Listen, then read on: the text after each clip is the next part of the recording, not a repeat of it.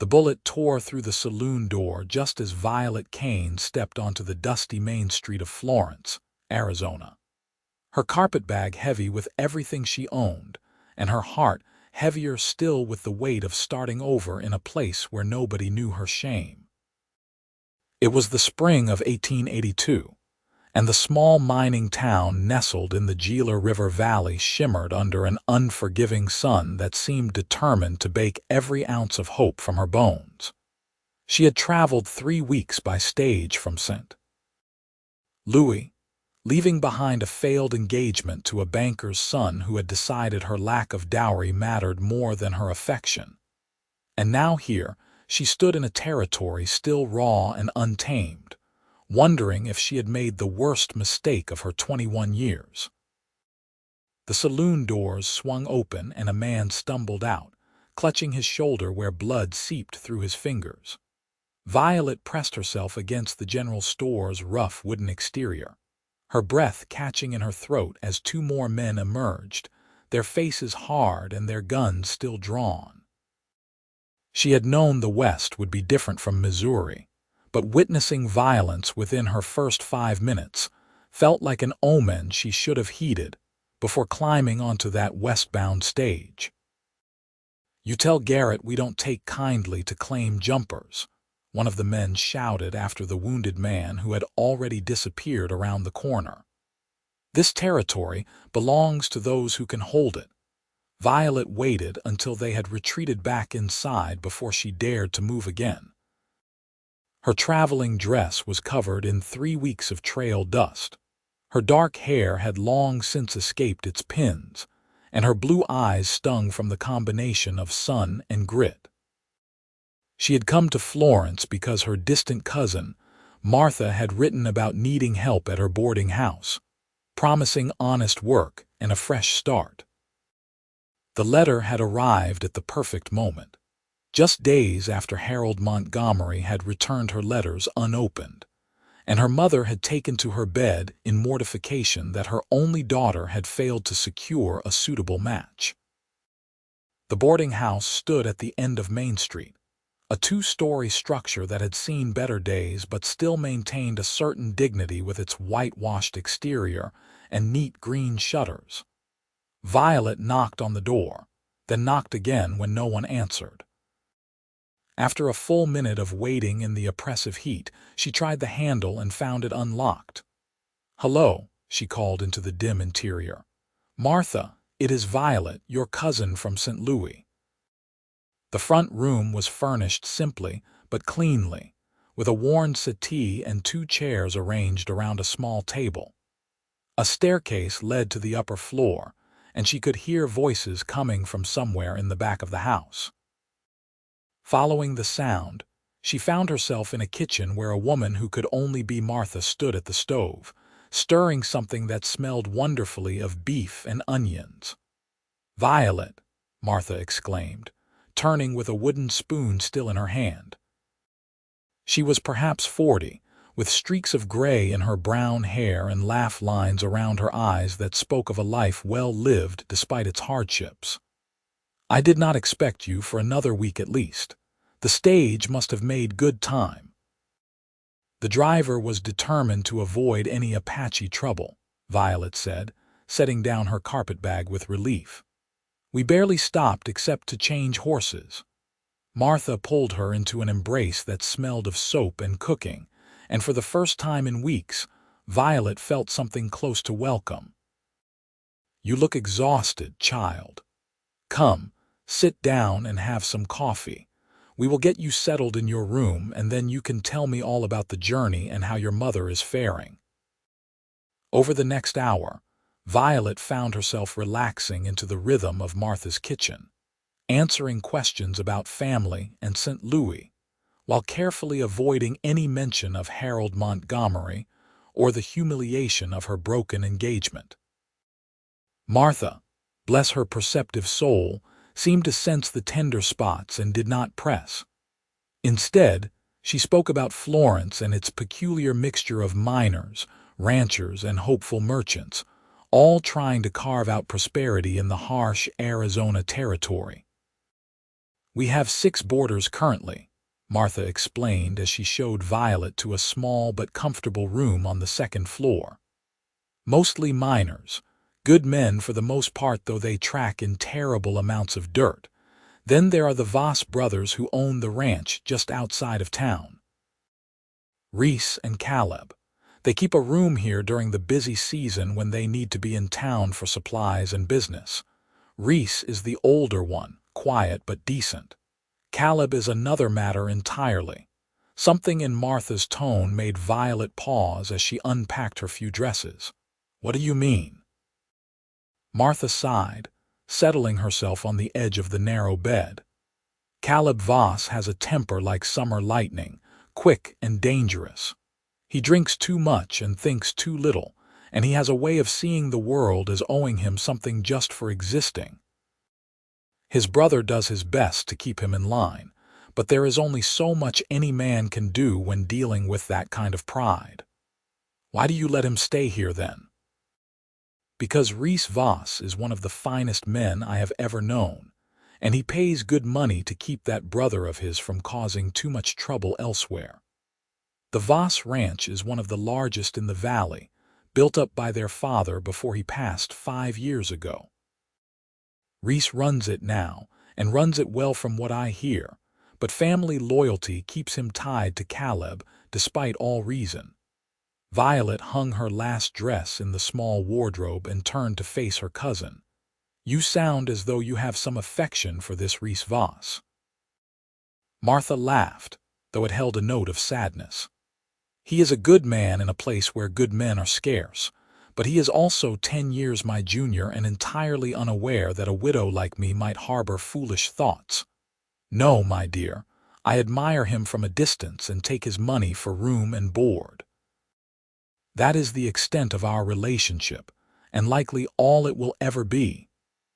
They went back downstairs to prepare supper for the boarders, and Violet found herself falling into the familiar rhythm of cooking and serving. By the time the men began arriving, she had managed to tie her hair into a respectable bun, and had changed into a fresh dress of simple gray cotton that did nothing to disguise her exhaustion, but at least made her look presentable.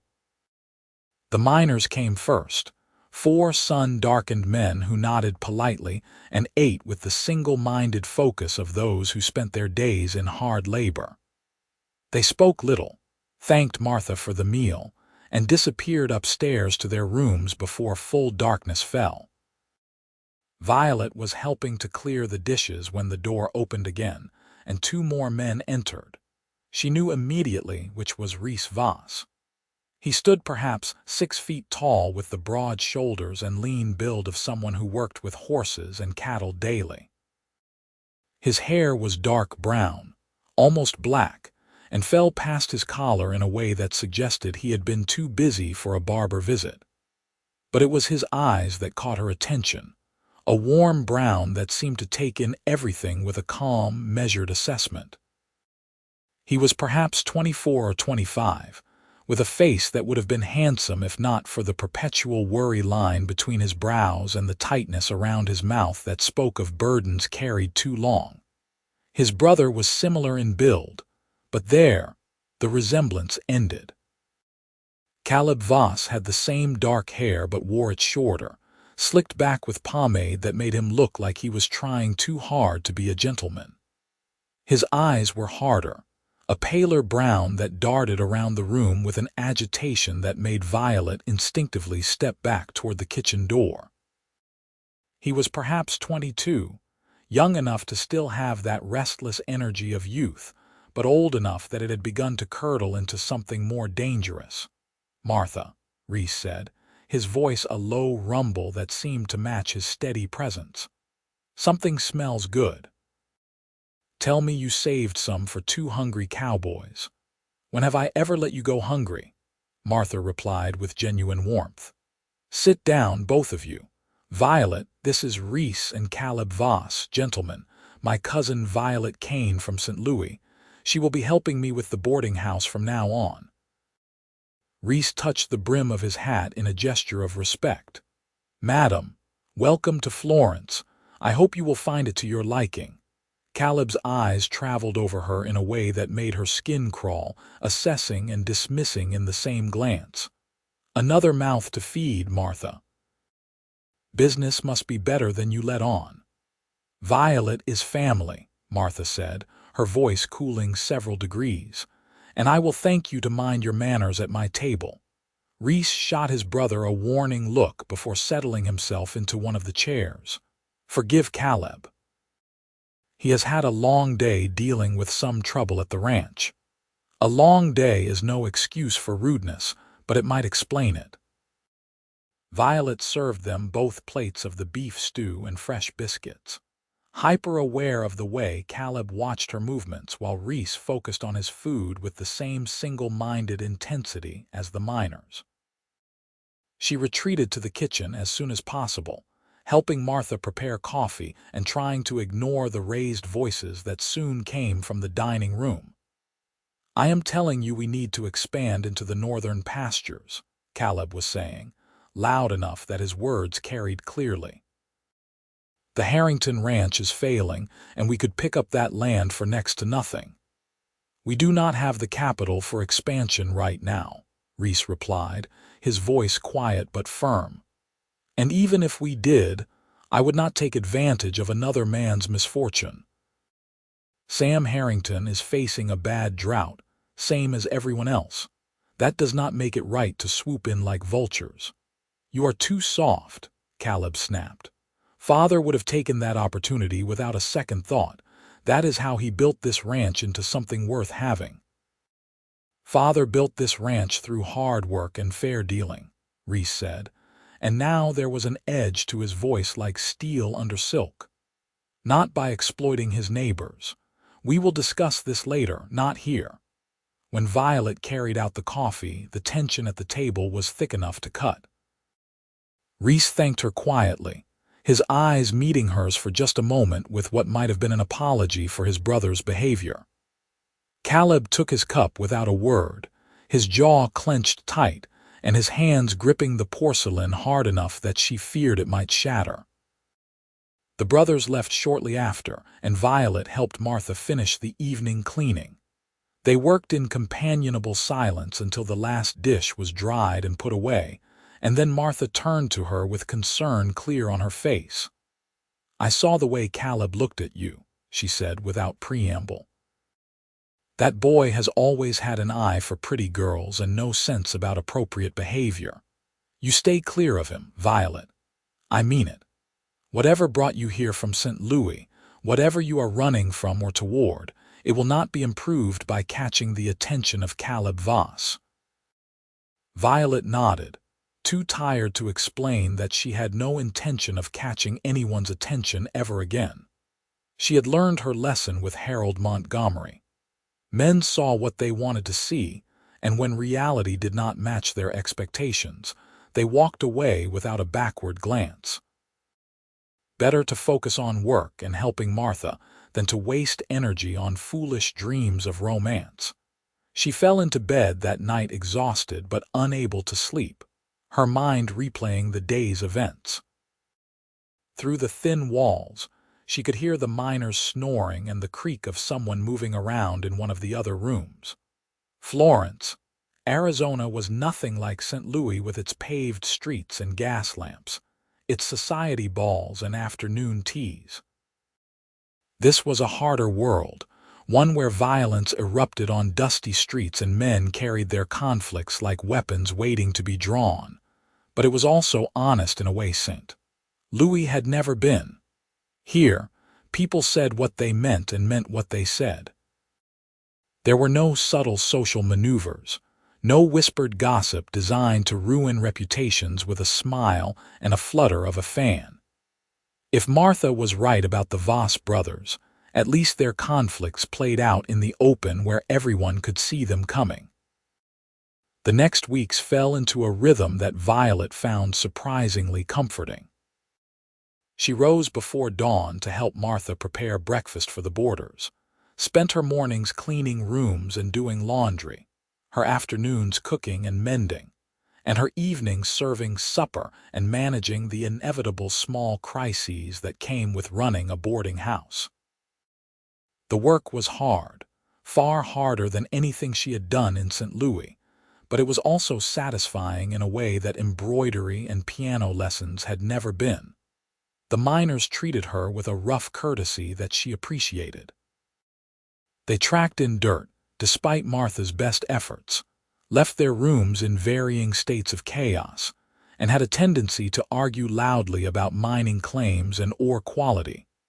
But they were also quick to thank her for meals, and to offer help when she struggled with heavy buckets of water or overflowing laundry baskets. The Voss brothers remained more complicated.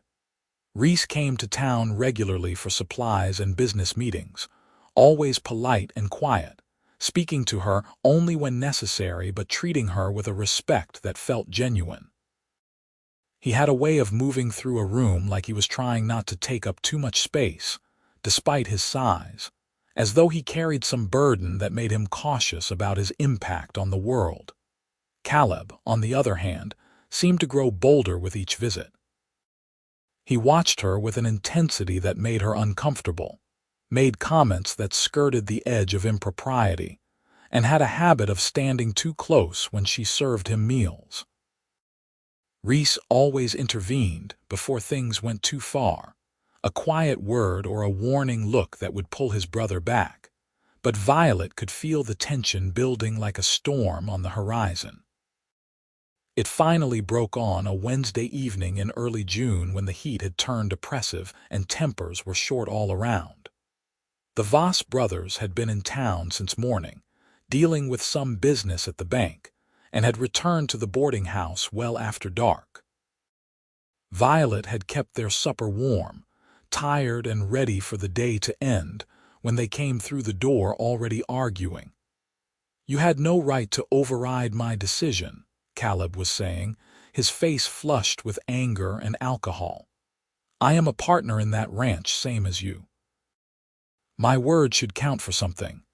"Your word counts when you are sober enough to think straight," Reese replied, his patience clearly worn thin.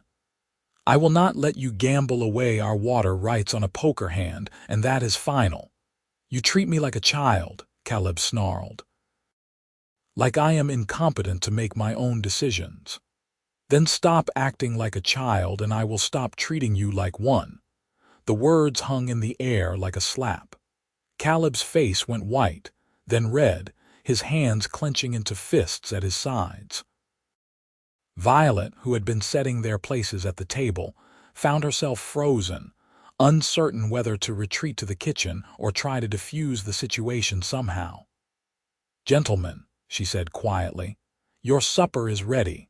Perhaps you would like to sit down and eat before it gets cold." Caleb's attention snapped to her with an intensity that made her wish she had stayed silent. "Well, look at that. The lady from St. Louis thinks she can manage us wild cowboys. Tell me, Miss Kane, do you agree with my brother? You think I am a child who needs managing?" "I think you are tired and angry," she said, keeping her voice level despite the way her heart hammered in her chest. "And I think food and rest might help both those things." "Food and rest," he repeated mockingly. He took a step toward her, swaying slightly. "What I need is for people to stop treating me like I am nothing. I built that ranch as much as he did. I worked just as hard, endured just as much after Father died. But everyone only sees Reese. Responsible Reese. Steady Reese. Perfect Reese who never makes a mistake." "Caleb, that is enough," Reese said, moving to put himself between his brother and Violet. "You are drunk and you are being inappropriate. Apologize to Miss Kane and go upstairs to sleep it off." "Apologize," Caleb laughed, but there was no humor in it. "Why should I apologize?" "For telling the truth. For being tired of living in your shadow." His eyes found Violet again over Reese's shoulder. "You know what I think, Miss Kane. I think you should have dinner with me tomorrow. Let me show you that not all the Voss men are boring as dust. I could show you a good time, introduce you to people who matter in this town." Violet's hands had gone cold despite the heat of the evening.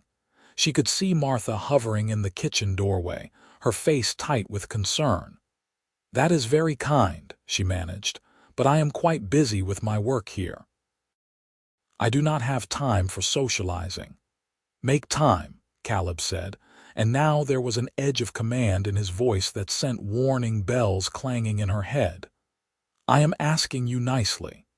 "And she is refusing you politely," Reese interjected, his voice harder than Violet had ever heard it. "Leave it alone, Caleb. Miss Kane does not owe you her time or attention." Something shifted in Caleb's expression, a darkness that made Violet take an involuntary step backward.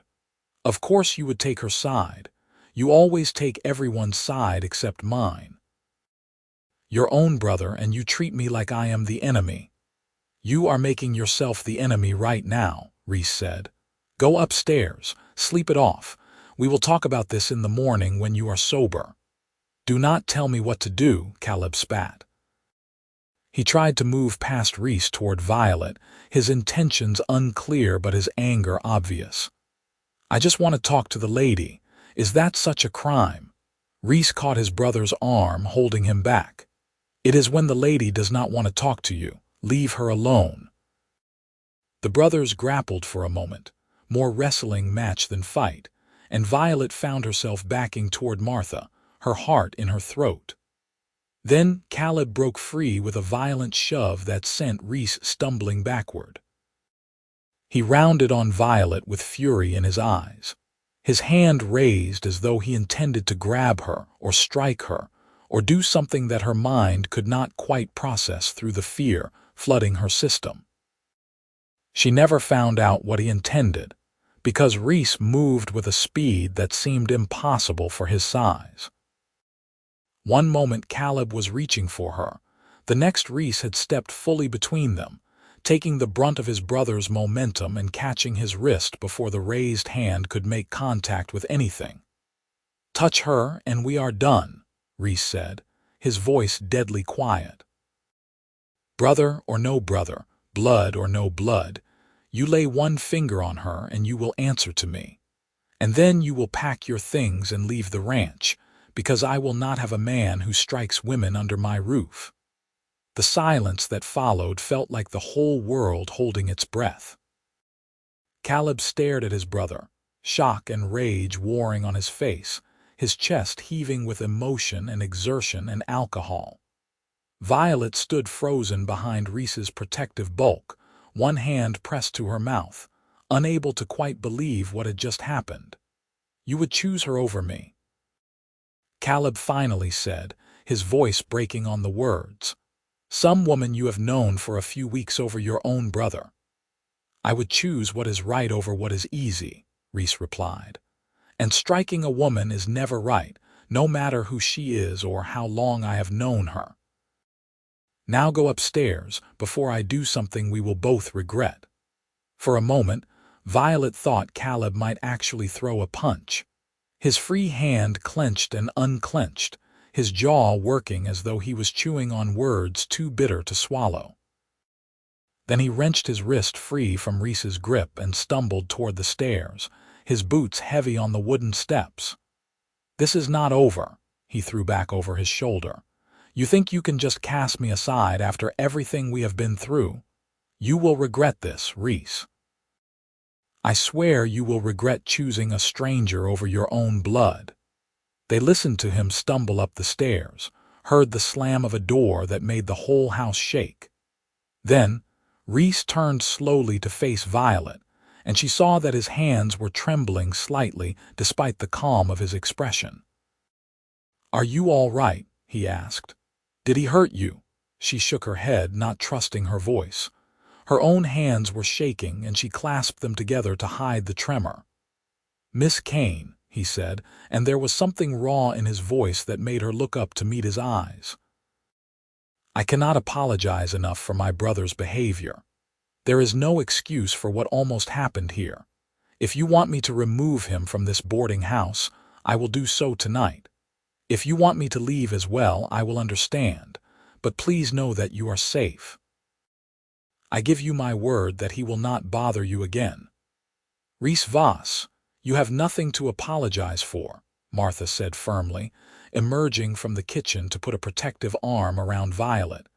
"You just did what any decent man would do. It is your brother who owes apologies, though I doubt he is in any state to give them tonight." "He will be gone in the morning," Reese said. "I will take him back to the ranch and he will stay there.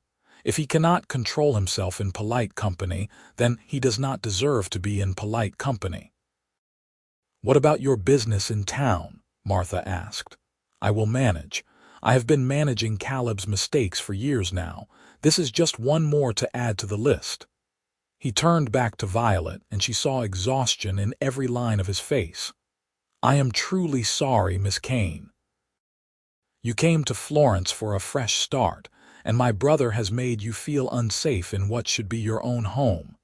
That is unforgivable." Violet finally found her voice, though it came out shakier than she would have liked. "You protected me. You stood between us and chose what was right even though he is your brother. I will not soon forget that, Mr. Voss." Something shifted in his expression, a softening around the eyes that made him look suddenly younger and more vulnerable. Anyone would have done the same. "No," she said quietly. "Not everyone. Not even most people, I think. Family loyalty is a powerful thing, and you set it aside to do what was right. That takes courage." He ducked his head as though embarrassed by the praise, his hand coming up to rub the back of his neck. "I should go check on him. Make sure he has not broken anything or passed out in an unfortunate position. Martha, I will settle our bill in the morning and take Caleb home." "You will do no such thing," Martha said firmly. "Your room is paid through the end of the month, and I will not have you giving it up because your brother cannot behave like a civilized human being. Caleb can leave. You have been nothing but respectful and decent, and I will not punish you for his mistakes." Reese looked like he wanted to argue, but something in Martha's expression must have convinced him it would be futile. He nodded slowly, thanked them both again, and climbed the stairs with the slow, heavy tread of a man carrying the weight of the world on his shoulders. Violet and Martha stood in the silence of the dining room, the uneaten supper still sitting on the table, growing cold. Violet realized she was still trembling, the fear catching up with her now that the immediate danger had passed. She sank into one of the chairs, her legs suddenly unable to support her weight. "Oh, sweetheart," Martha said softly, pulling another chair close so she could sit beside her. "I am so sorry. I should have seen this coming. Caleb has been watching you too closely, and I should have said something to Reese before it came to this." "It is not your fault," Violet managed. "You warned me about him. I just never thought he would actually try to hurt me." "Men like Caleb do not think they are hurting anyone," Martha said bitterly. "They think they are owed things, especially the attention of pretty women, and when they do not get what they want, they lash out. I have seen it too many times in this town. What makes this different is that Reese actually stopped him. Most brothers would have looked the other way or made excuses. But Reese Voss chose right over easy, just like you said." They sat together until Violet's trembling eased, and then Martha insisted on making her a cup of tea despite the heat. They drank it in the kitchen while the supper grew cold in the other room, and eventually, Violet felt steady enough to help clean up.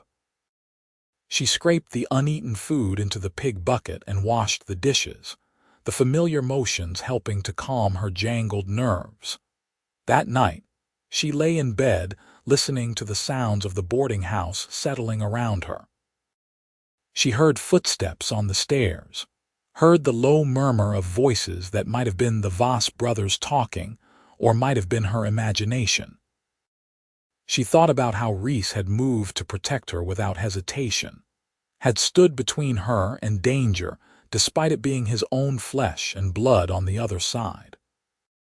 She thought about the way his hands had trembled afterward, the exhaustion in his eyes, the weight of responsibility he carried for a brother who seemed determined to destroy himself. And she thought about how her heart had jumped when he had asked if she was all right, how his concern had felt more genuine than anything Harold Montgomery had ever offered her in their brief courtship.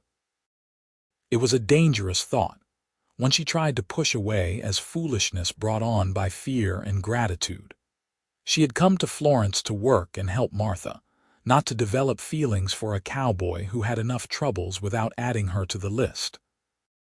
But the thought lingered anyway, stubborn as desert sage, taking root despite all her efforts to pull it free. Morning came too early and too bright. Violet dressed carefully, braiding her hair into a crown that made her feel more put together than she actually was, and went downstairs to help Martha with breakfast. They worked in silence, both listening for the sounds of the Voss brothers stirring upstairs. Caleb came down first, looking worse for wear with bloodshot eyes and a pallor that spoke of a powerful headache. He avoided looking at either of them, grabbed a biscuit from the table without a word, and disappeared out the front door without his usual bluster. They heard a hoarse whinny, then the sound of hoofbeats fading into the distance.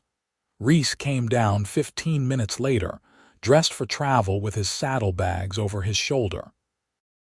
He looked like he had slept even less than Violet, his face drawn and his eyes shadowed with something that might have been grief or guilt or simply exhaustion. "He has gone back to the ranch," he said without preamble. "I will be following shortly. Martha, I am sorry for all the trouble. Miss Kane, I hope you can forgive my family's disruption of your peace."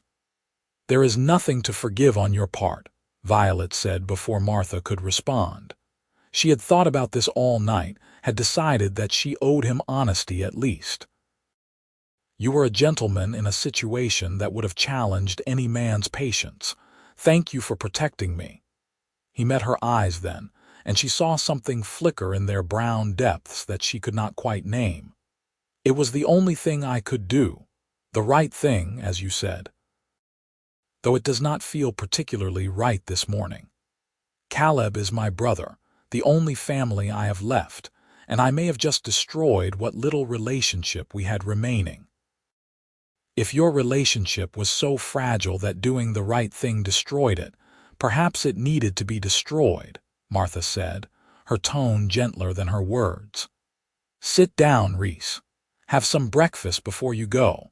You will do no good to anyone if you collapse from hunger on the road."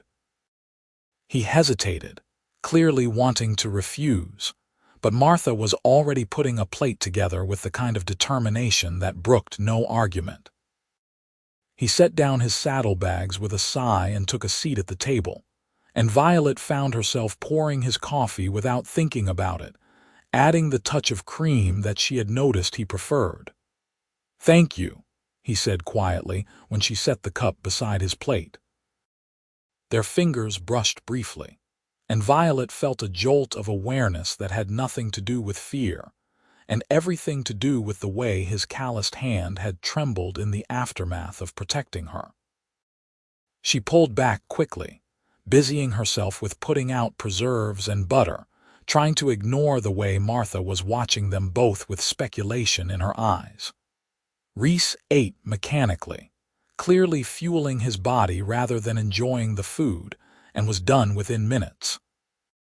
He stood, reached for his wallet, but Martha waved him off. "Your room is paid, remember, and I will not charge you for breakfast after last night. Go on, get back to your ranch. But Reese, you are welcome here anytime." "Your brother is not. At least not until he learns some manners, but you are always welcome at my table."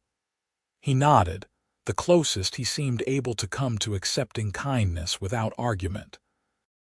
Then he turned to Violet, and she saw him struggling with something, words he wanted to say but could not quite form. "If you ever need anything," he finally managed, "anything at all, you send word to the Voss ranch. I meant what I said about you being safe. That protection extends beyond my brother. This territory can be hard on women, especially those without family nearby. You have Martha, but if you ever need more, you send for me. Please." It was the please that undid something in Violet's chest, that single word carrying more weight than 1,000 flowery speeches.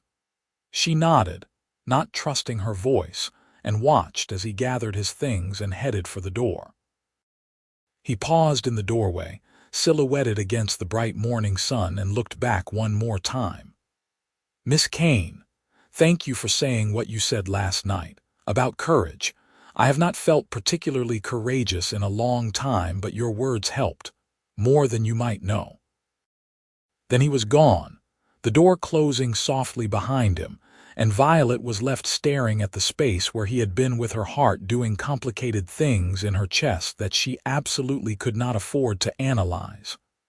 "Well," Martha said into the silence, "that was interesting." "What was interesting?" Violet asked, forcing herself to turn away from the door and start clearing the breakfast dishes. "The way he looked at you. The way you looked at him. The way you both very carefully avoided looking at each other except when you thought the other was not paying attention." "Martha, please. The man just had a terrible fight with his brother. He was being kind. Nothing more." "Reese Voss does not do nothing more," Martha said. "He says exactly what he means and means exactly what he says. If he told you to send for him if you need anything, he meant it. And if I am not mistaken, he is hoping you might need something sooner rather than later." Violet shook her head, carrying the dishes to the kitchen with more force than necessary. "You are seeing things that are not there. Besides, even if there was something, which there is not, I came here to work and help you, not to complicate my life with a man who has enough troubles already." "Since when is finding someone decent a complication?" Martha asked, following her into the kitchen. "Violet, I know something drove you out of St. Louis, and I have not pressed because I figured you would tell me when you were ready. But running away from one disappointment does not mean you have to run away from every possibility. Reese Voss is a good man. Good men still walk away when reality does not match their expectations," Violet said quietly, scrubbing at a plate with more vigor than required. "Harold Montgomery was supposed to be a good man too, before he decided my dowry mattered more than my affection. There." She had said it, put words to the humiliation that had driven her halfway across the country. Martha was silent for a long moment, and when Violet finally looked up, her cousin's face was soft with sympathy. "Oh, sweetheart, I am so sorry, but you cannot judge every man by one fool's standards. Harold Montgomery is not Reese Voss. Reese just chose you over his own brother. That is not the action of a man who walks away when things get difficult." "He was not choosing me," Violet protested. "He was choosing what was right. He would have done the same for anyone." "Perhaps," Martha allowed. "But the way he looked at you after, that was not about duty, Violet. That was about a man who has just realized something important and has no idea what to do about it." The conversation stayed with Violet over the following days as she fell back into the rhythm of boarding house work. She told herself Martha was wrong, was seeing romance where there was only gratitude and relief. But she could not stop thinking about how Reese had moved without hesitation to protect her, how his hands had trembled afterward, how he had looked at her in the morning light like she was something precious and unexpected. The boarding house felt different without the Voss brothers. The miners were still there, still tracking in their endless dirt and arguing about ore quality, but the tension that had built over the past weeks dissipated like morning fog under the sun. Violet found herself able to breathe easier, to move through her days without constantly watching over her shoulder. But she also found herself listening for hoofbeats, for the sound of the door opening to reveal a broad-shouldered figure with worried eyes and work-roughened hands. When a week passed without any sign of Reese, She told herself it was for the best. He had his ranch to run and a difficult brother to manage. The last thing he needed was to waste time visiting a boarding house in town. Still, she could not help scanning the streets when she went to the general store for supplies, could not stop her heart from jumping every time a tall, dark-haired man came into view. It was foolish, and she knew it, this hoping for something she had convinced herself she did not want. 10 days after the incident, Martha received a letter. She read it over breakfast, her eyebrows rising incrementally with each line, and then looked up at Violet with an expression somewhere between amused and exasperated. "It seems Reese Voss is hosting a barn raising at the ranch this Saturday," she announced. "He has invited everyone in the area, us included.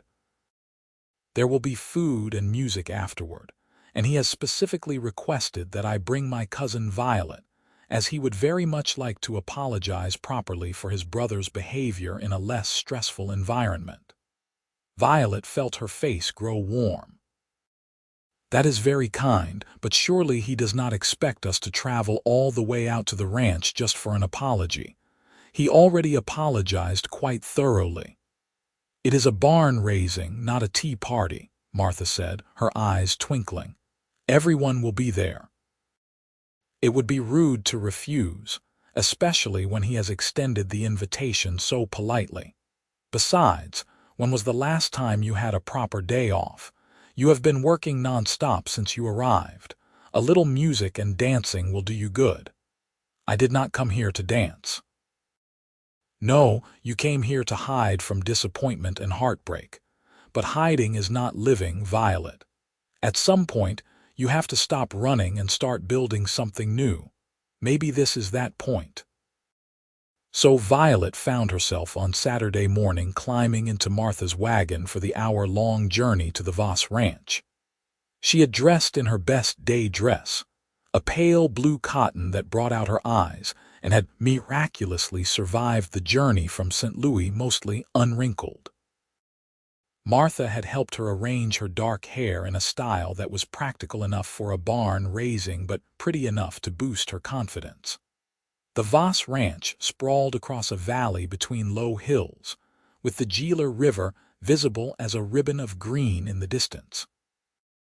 The house was a solid adobe structure with a wide porch, and the outbuilding spoke of prosperity earned through hard work rather than inherited wealth.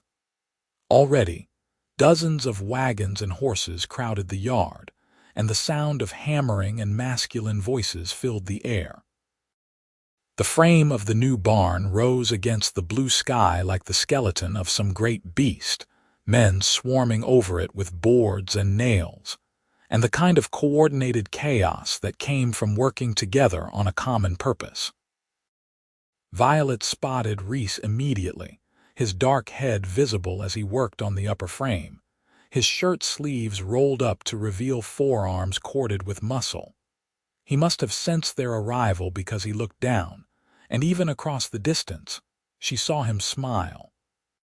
He said something to the man working beside him, and then climbed down with the easy confidence of someone comfortable with heights and hard work. He was wiping his hands on his pants as he approached, and Violet noticed that he had gotten his hair cut since she had last seen him.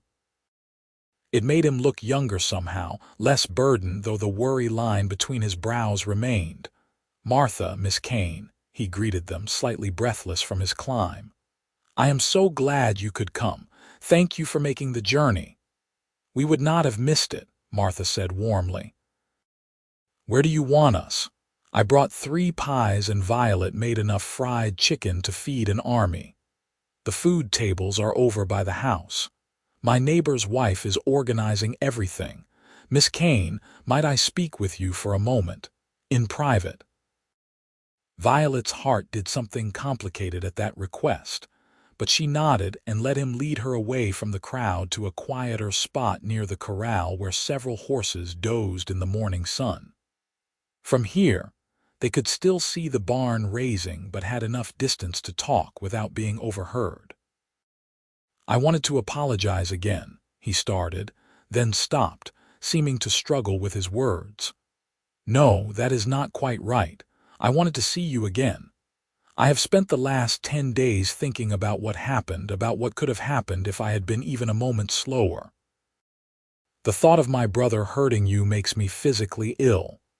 "He did not hurt me," Violet said softly, "because you stopped him. You do not need to keep apologizing for something you prevented." "Perhaps not, but I need you to understand something." He turned to face her fully, and the intensity in his eyes made her breath catch. "I did not protect you just because it was the right thing to do, though it was. And I did not invite you here today just to apologize, though I am sorry for what you experienced. I invited you because I have not been able to stop thinking about you, about your courage in a new place, about the way you handled yourself in a frightening situation, about how you saw something worthy in my actions when all I could see was failure at controlling my brother." "Reese," she breathed, not sure if it was a protest or an encouragement. "I know this is forward," he continued, the words coming faster now as though he was afraid if he stopped he would never find the courage to start again. "I know you barely know me, and I have no right to burden you with my feelings when you have only been in Florence for a few weeks. But you asked me once about courage, and the truth is, it takes more courage to tell you this than it did to stand between you and Caleb. I would like to court you, Violet Kane, properly, respectfully, with no expectations beyond the hope that you might come to feel a fraction of what I feel when I look at you." Violet stared at him, her mind racing. This was everything she had told herself she did not want, that she could not risk. And yet, standing here in the Arizona sun with this good, honest man laying his heart bare, she found all her careful defenses crumbling like adobe in a flash flood. "I came to Florence to escape disappointment," she heard herself saying. "I was engaged to a man in St. Louis who decided I was not worth having when he discovered my lack of dowry. He returned my letters and ended things without even having the courtesy to speak to me in person. It humiliated me and hurt me, and I ran here to Martha thinking I would never trust a man again." Reese's face had gone very still, his jaw tight with barely suppressed anger. "Then he was a fool who did not deserve you. But I am not him, Violet. I do not care about dowries or society expectations. I care that you are brave enough to start over in a strange place. I care that you work hard and treat everyone with kindness, from the miners at Martha's table to the cousin who needed help. I care that, when you thought I was courageous, it was the first time in 5 years that I have felt like anything other than a failure at keeping my family together." "You are not a failure," she said fiercely. "Your brother's mistakes are his own, not yours. Tell me that after you have spent more time around here," he said with a bitter laugh. "Caleb is currently drinking himself into oblivion at the ranch house because he says I chose a stranger over my own blood.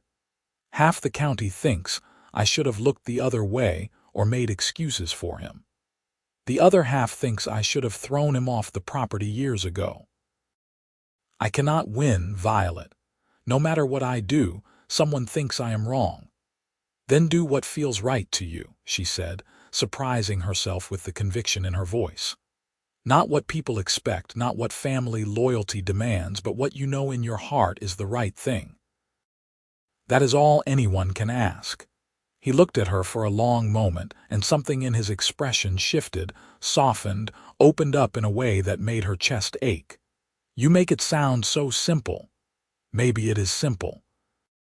Maybe we complicate things by worrying too much about what we should do instead of what we want to do." She took a breath, gathering her courage. "You asked if you could court me. My answer is yes, Reese Voss. Yes, you may court me properly and respectfully. But I need you to understand that I am still healing from what happened in St. Louis. I am still learning to trust again, so this needs to go slowly." The smile that broke across his face was like sunrise over the desert, transforming his features from merely handsome to something that made her heart stutter. Slowly is perfect. Slowly I can do. I have been waiting 5 years for something good to happen in my life. I can wait a little longer to do things right. They stood there grinning at each other like fools while around them the barn raising continued, the sound of hammering and laughter a cheerful backdrop to their moment of understanding. Then Martha's voice called out, summoning them to help with the food, and the spell broke. But as they walked back toward the house together, not quite touching but close enough that Violet could feel the warmth of him beside her, she felt something shift inside her chest. Something that had been closed tight and guarded began to crack open, letting in sunlight and possibility and the dangerous, terrifying hope that maybe, just maybe, she had found something worth the risk. The barn raising progressed through the long afternoon, with Violet helping the other women prepare food and set up tables while the men worked on the frame. She met Reese's neighbors and learned about the tight-knit community that had formed in this harsh territory. People who relied on each other because survival demanded cooperation. They were curious about her, but their questions were friendly rather than intrusive, and several women went out of their way to welcome her and assure her that Florence was a good place for a new start. She did not see Caleb anywhere, and when she quietly asked one of the neighbor women about it, the woman's face tightened. "He is in the house, sleeping off another drunk from what I hear. It is a shame, really. That boy had so much potential, but he has let bitterness eat him alive." Reese has tried everything, but you cannot help someone who does not want to be helped. By late afternoon, the barn frame was complete, and the men began clearing away tools while the women finished setting out the food. Someone produced a fiddle, another a guitar, and soon music filled the air, lively and infectious. Couples began dancing in the space between the new barn and the house, their feet raising dust that caught the golden light of the setting sun. Reese appeared at Violet's elbow, his hair damp from washing away the day's sweat, his eyes bright with something that might have been happiness. "May I have this dance, Miss Kane?"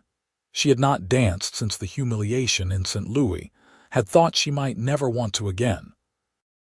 But here, in this open space under the vast Arizona sky, with this good man offering his hand and hope in his eyes, she found herself nodding. He led her into the dancing space, and she discovered that he moved with the same quiet confidence he brought to everything else, guiding her through the steps with a gentleness that made her feel safe rather than constrained. They danced one song, then another, and somewhere during the third, Violet realized she was laughing, genuinely happy in a way she had not been in months. "You have a beautiful laugh," Reese said softly, close enough that only she could hear. "I am glad I could be the one to bring it out." "I had forgotten what it felt like," she admitted. "To laugh, to dance, to feel light instead of heavy with worry and shame. You have nothing to be ashamed of. The shame belongs to the man who could not see your worth, not to you for being who you are." The song ended and another began, slower this time, and Reese pulled her just slightly closer. Not improperly close, but enough that she could feel the solid warmth of him, could smell the clean scent of soap and sun-warmed skin. Her hand rested on his shoulder, and she could feel the strength in him, the same strength that had protected her from his brother's anger. "Reese," she said quietly, "what will happen with Caleb? I do not want to be the reason your family falls apart." His hand tightened on her waist for just a moment. "You are not the reason. Caleb's anger and drinking have been building for years, long before you arrived in Florence. What happened with you was just the breaking point, the moment when I could no longer pretend that things would get better on their own. If anything, you saved me from continuing to enable him, from making excuses for behavior that was becoming dangerous. But he is your brother." the only family you have left. He is my brother, and I love him, but love does not mean accepting the unacceptable. It does not mean looking the other way when someone you care about is hurting themselves and others. I have tried talking to him, tried limiting his access to alcohol, tried giving him more responsibility at the ranch. Nothing works because he does not want to change. He wants me to change instead, to become someone who will excuse anything he does because of blood relation. And I cannot do that, Violet. Not anymore. Not after I saw what he was willing to do to you. They danced in silence for a while, and Violet felt the weight of his words settling over her. This was not a simple situation, not something that would be resolved with one dramatic gesture. Reese was making a choice that would affect the rest of his life, choosing principle over ease, and she was somehow at the center of that choice whether she wanted to be or not. "I am scared," she admitted quietly. "Scared that you will come to resent me for this. Scared that I am not worth the sacrifice you are making." He stopped dancing then, right there in the middle of the other couples, and cupped her face in his work-roughened hands with a tenderness that made her eyes sting. "Listen to me, Violet Kane. You are worth this and more. You are worth someone choosing right over easy. You are worth protecting and respecting and courting properly. And if I come to regret anything, it will not be choosing you. It will be that I did not do it sooner, before Caleb had a chance to frighten you or make you feel unsafe." "Reese," she breathed, not sure what else to say, how to express the tangle of emotions in her chest. "Too much?" he asked, a hint of worry creeping into his eyes. "I am sorry.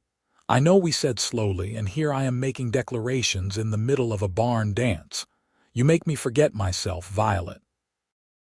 You make me want things I thought I had given up hoping for." "What things?" "A partner. A future that is not just endless work and managing my brother's disasters. Someone to come home to who sees me as more than just the responsible one, the steady one. Someone who thinks I am capable of courage." Violet's throat felt tight with feelings she was not quite ready to name. So instead of speaking, she stood on her toes and kissed his cheek, a brief press of lips against sun-warmed skin that made his breath catch and his eyes go wide. "That is for courage," she whispered. "And for choosing right over easy. And for seeing me as worth protecting."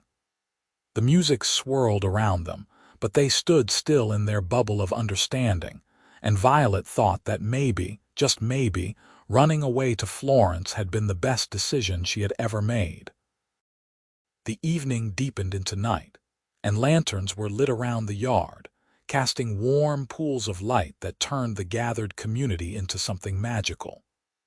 Violet found herself surrounded by friendly women who asked about St. Louis and shared stories about their own journeys to Arizona. Martha beamed at her from across the yard, clearly pleased with how things were developing. Reese had been pulled away by ranch business, but Violet could feel his eyes on her from across the space, a constant warm awareness that made her feel seen and valued. Every time she looked up, he was watching, and every time their eyes met, he smiled like she was the best thing he had ever seen. It was past full dark when Martha finally announced they should start the journey back to town. Reese appeared immediately to help them load the empty dishes and baskets into the wagon, his hands gentle and his manner attentive. "Thank you for coming," he said as Martha climbed into the wagon seat. "Both of you. It meant more than I can say to have you here." "It was a wonderful day," Martha replied. "Your barn looks solid, Reese. It should serve you well for many years." He nodded, but his attention was on Violet, who stood beside the wagon feeling suddenly reluctant to leave. "Miss Kane, might I call on you in town? Perhaps take you to dinner at the hotel restaurant. I know we said slowly, but I would very much like to spend time with you when I am not covered in sawdust and sweat." "I would like that," she said, warmth spreading through her chest at the hopeful look in his eyes. "Very much. Thursday evening, if you are free. I need to be in town that day anyway for business at the bank. Thursday is perfect. He helped her up into the wagon, his hand steady on her waist, lingering just a moment longer than strictly necessary. Travel safely. And Violet, thank you for taking a chance on me. I know you have reasons to be cautious, and I appreciate your trust more than I can express. They pulled away from the ranch with Violet looking back to see Reese standing in the lantern light, his hand raised in farewell. Martha did not say anything for the first mile, just drove the wagon through the darkness with a smile playing at the corners of her mouth. Finally, Violet could not stand the silence any longer. Go ahead and say it. You were right. I was right about what? Martha asked innocently. About Reese.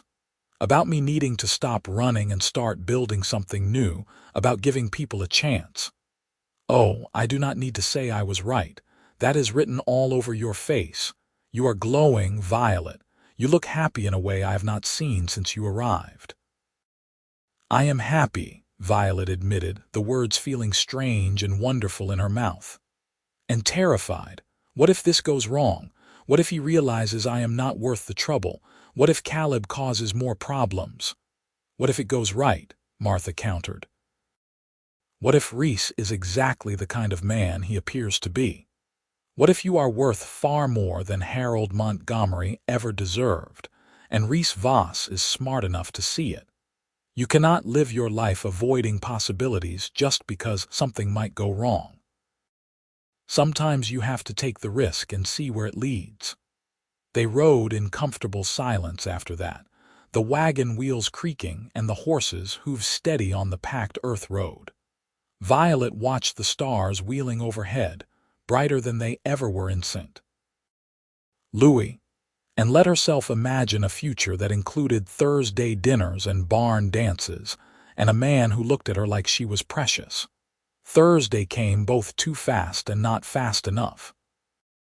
Violet changed her dress 3 times before settling on a deep green cotton that Martha said brought out the color in her eyes.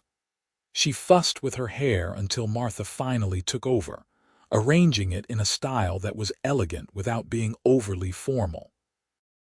You look beautiful, Martha assured her as Violet studied herself in the mirror for the 100th time. Reese Voss is going to walk into a wall when he sees you.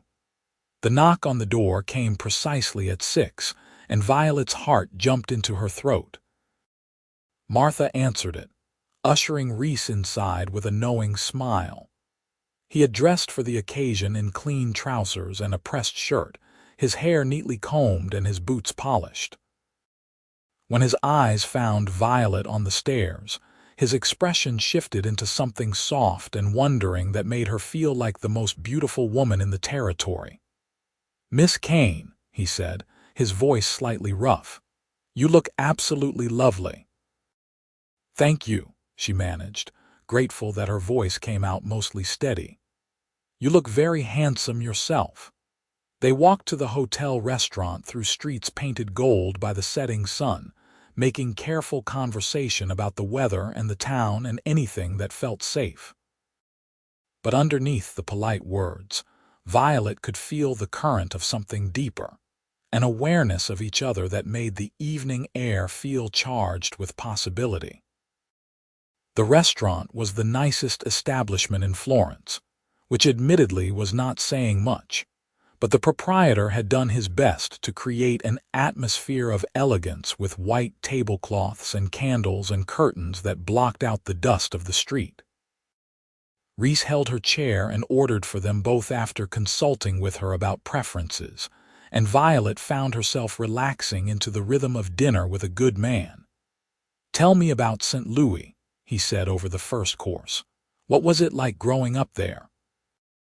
So she did, painting pictures with words of a city so different from Florence that it might as well have been another country.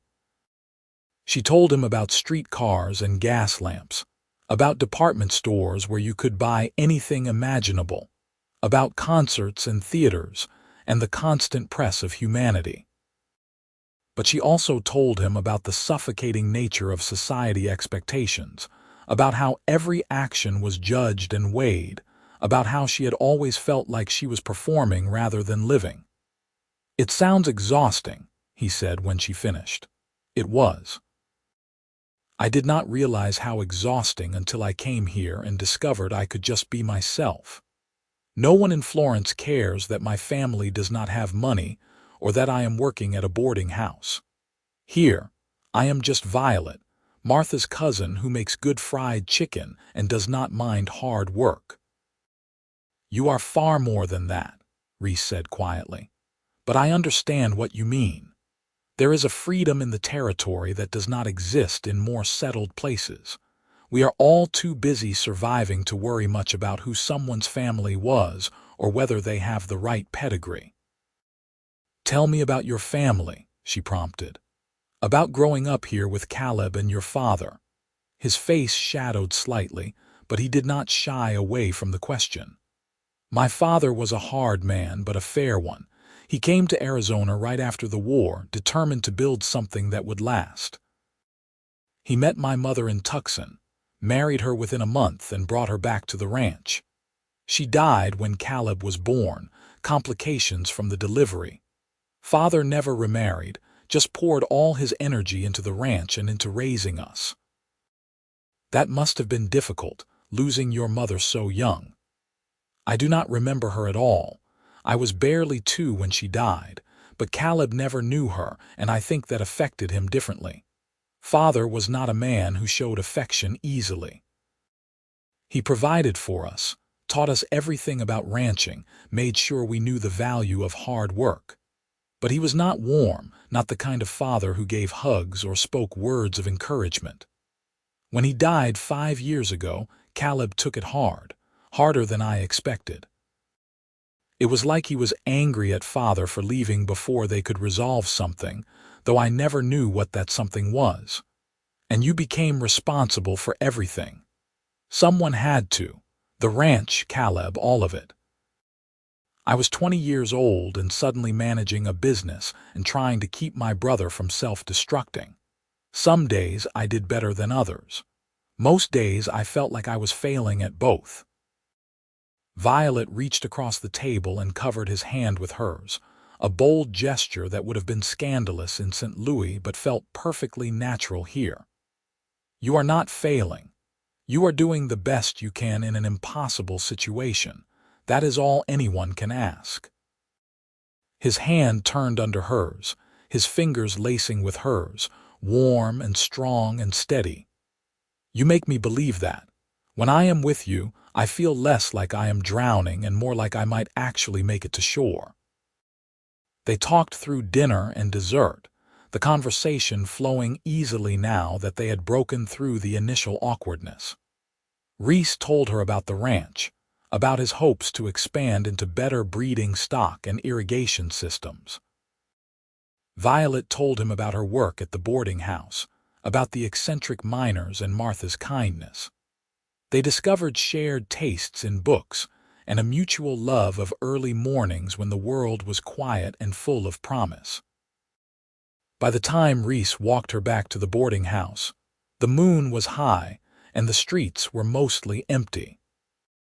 They stood on the porch, neither quite ready for the evening to end, and Violet felt the pull of attraction like gravity, drawing her closer to this good man who had chosen her over his own blood. "I would very much like to kiss you," Reese said softly, his hand coming up to gently cup her cheek. "But only if you want that too. I know we said slowly, and I do not want to rush you." "I want that too," Violet whispered, her heart hammering so hard she was sure he could hear it. He leaned in slowly, giving her every opportunity to pull away, and pressed his lips to hers with a gentleness that made her eyes sting with sudden tears. It was nothing like the chaste kiss Harold Montgomery had given her during their brief courtship, nothing like the few experimental kisses she had shared with boys in her youth. This was something entirely different, a meeting of equals that spoke of respect and desire and the promise of more. When he pulled back, his eyes were dark and his breathing unsteady. "Violet Kane, You are going to be the undoing of me in the very best way possible."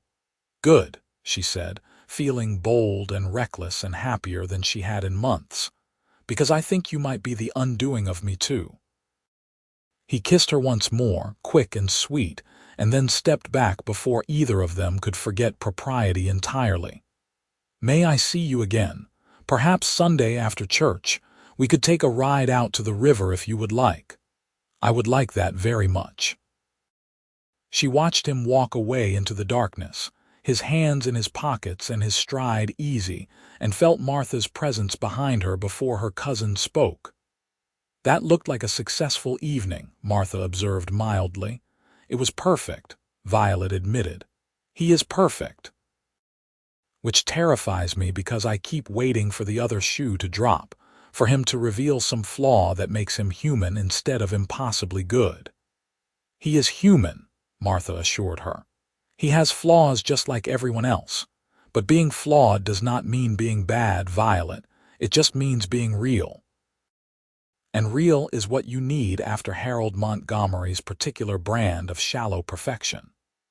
Sunday's ride to the river became weekly dinners, which became stolen kisses on the boarding house porch, which became long conversations that stretched into the night about dreams and fears and futures. The weeks melted into months, summer giving way to the slightly cooler days of autumn, and Violet found herself falling in love with Reese Voss in a way that felt both terrifying and inevitable. He courted her with an old-fashioned patience that made her feel cherished rather than rushed. He brought her flowers from the wild places on the ranch, simple bouquets of desert blooms that meant more than any expensive roses. He took her on rides through the territory, showing her places of beauty that she never would have found on her own. He sat with her on the boarding house porch and held her hand while they watched the sunset paint the sky in impossible colors. And he talked to her, really talked, about his struggles with the ranch and his brother, about his fears that he would never be able to hold together what his father had built, about his dreams of something more than just endless work and responsibility. She listened and offered what comfort she could, and slowly, she watched the worry line between his brows ease as he learned to share his burdens instead of carrying them alone. Caleb remained a shadow over their happiness, though Violet did not see him again after that terrible night at the boarding house. Reese spoke of him rarely, but when he did, it was with a mixture of love and frustration that she understood all too well. The breach between the brothers had not healed, and she knew it weighed on Reese despite his insistence that he had made the right choice. It was late October when things finally came to a head. Reese had ridden into town specifically to see Violet, arriving at the boarding house with his face drawn and his eyes troubled. Martha took one look at him and shooed them both outside, recognizing that whatever he needed to say required privacy. They walked to the edge of town where the buildings gave way to open desert, and Reese took both her hands in his grip almost painful in its intensity. "Caleb is leaving," he said without preamble. "He announced this morning that he is selling his half of the ranch to me and heading to California. He says he cannot stay somewhere that everyone thinks he is a villain, that he needs a fresh start away from my shadow." Violet felt her heart sink. "Oh, Reese, I am so sorry. This is my fault. If I had never come to Florence, if that night had never happened, you would still have your brother." "No," he said fiercely, pulling her closer. "No, Violet, this is not your fault. Caleb has been heading toward this for years. You did not cause this. You just accelerated what was already inevitable. And honestly, as much as it hurts to lose him, part of me is relieved. Maybe being away from here, away from the ranch and the memories and me, will give him a chance to figure out who he wants to be instead of who he thinks he should be. But he is your only family." "He was my only family," Reese corrected gently, "but I am hoping that is about to change." "Violet, I know we have only been courting for a few months. I know that by society standards, this is too fast. But I also know that I love you. I love your strength and your kindness, your laugh and your courage, the way you see the best in people even when they have given you reason to be cautious. I love how you make me feel like I can be more than just the responsible one, how you believe in me even when I do not believe in myself. And I want to spend the rest of my life showing you that choosing to trust me was not a mistake. He released one of her hands to reach into his pocket, pulling out a simple gold band with a small diamond that caught the afternoon light. This was my mother's ring, the only thing of hers that my father kept. I would be honored if you would wear it, Violet Kane. If you would consider becoming my wife and building a life with me here in this territory that is hard and beautiful and full of possibility. I cannot promise you an easy life, but I can promise you an honest one. I can promise that I will choose you every single day, the way I chose you over my brother, the way I will choose you over anything else that might come between us. Will you marry me? Violet looked at this good, honest man standing before her with his heart in his eyes and his mother's ring in his hand, offering her everything he had. She thought about Harold Montgomery and his shallow rejection, about how that pain had driven her to Florence and Martha, and this moment. She thought about how Reese had stepped between her and danger without hesitation, had chosen right over easy, had courted her with a patience and respect that made her feel valued rather than used. And she thought about how her heart had already made this decision weeks ago, had probably made it that first night when he had protected her with trembling hands and worried eyes. Yes, she said, her voice breaking on the word. Yes, Reese Voss, I will marry you. I will build a life with you and choose you every day. And together, we will make something beautiful out of this hard, honest territory. He slipped the ring onto her finger with hands that shook slightly. And then he was kissing her with a fierce joy that spoke of relief and love and the promise of forever. When they finally broke apart, both of them were crying and laughing, and Violet thought she had never been happier in her entire life. They married in December, a small ceremony in Florence's church with Martha and half the town in attendance. Caleb had already left for California by then, and though his absence cast a slight shadow over the celebration, Violet could see relief in Reese's eyes alongside the sadness. Some bridges needed to burn so that new ones could be built, and she trusted that someday, when Caleb had found whatever he was looking for, there might be room for reconciliation. But that was a problem for the future. Today was about her and Reese, about promises made and vows spoken, about two people choosing each other in front of God and community, and building something new from the ashes of their separate disappointments. The years that followed were not always easy, but they were good. The ranch prospered under Reese's careful management, and Violet discovered a talent for bookkeeping and correspondence that made her an invaluable partner in the business. They weathered droughts and market fluctuations, learned to work together through disagreements, and built a life that felt solid and true. Their first child, a daughter, arrived in the autumn of 1883, squalling and perfect with her father's dark hair and her mother's blue eyes. They named her Rose after Reese's mother, and watched her grow into a bright, curious child who loved the ranch and the endless Arizona sky. A son followed 2 years later, and then another daughter, until the house rang with the sounds of children and laughter and the beautiful chaos of family.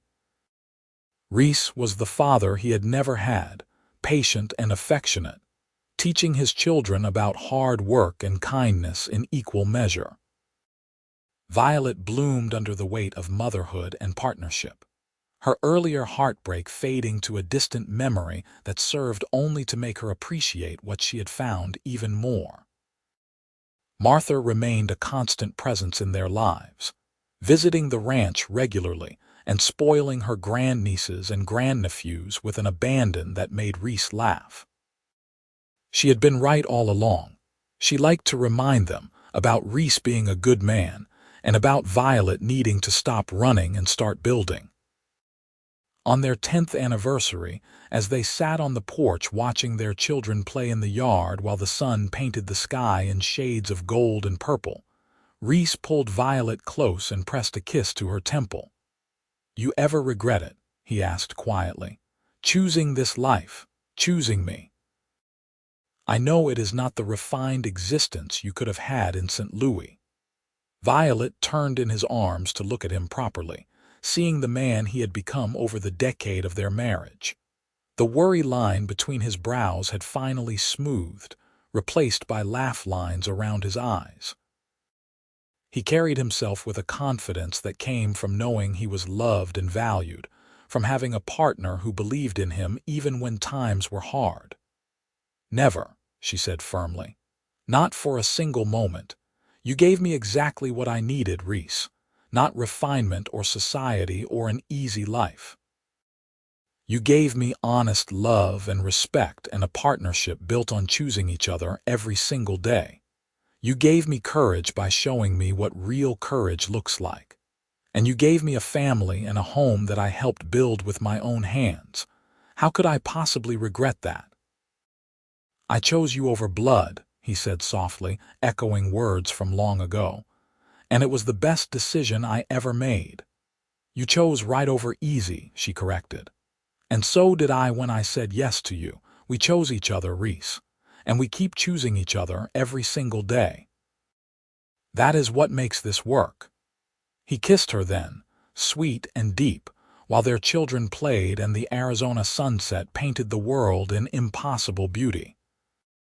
And Violet thought about that terrified young woman who had stepped off the stage in Florence with a carpetbag and a broken heart, never imagining that her greatest heartbreak would lead to her greatest joy.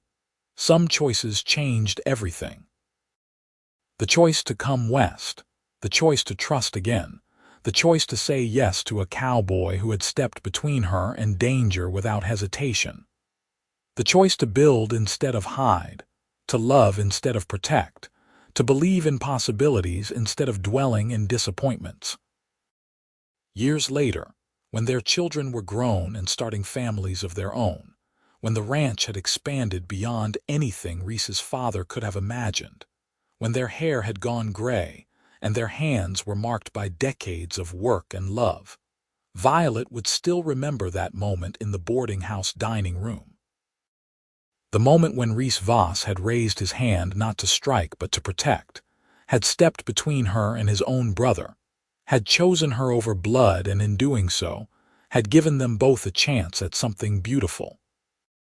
And she would remember her answer to his proposal, given under an Arizona sky that stretched forever.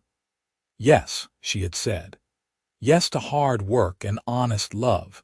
Yes to building something new from the ruins of separate disappointments. Yes to a man who saw courage in her and inspired courage in return. Yes to choosing each other, every single day, for the rest of their lives. That yes had been the beginning of everything.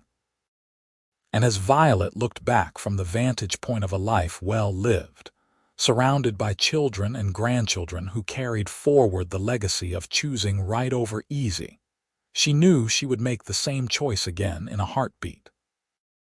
Some love stories were loud and dramatic, full of grand gestures and sweeping declarations. But the best ones, the ones that lasted, were built on quieter things. On daily choices and steady hands, on protecting each other from harm and believing in each other through hardship, on looking at the person beside you and deciding again and again that they were worth choosing. Reese Voss had chosen her when it mattered most. And every day since, they had chosen each other.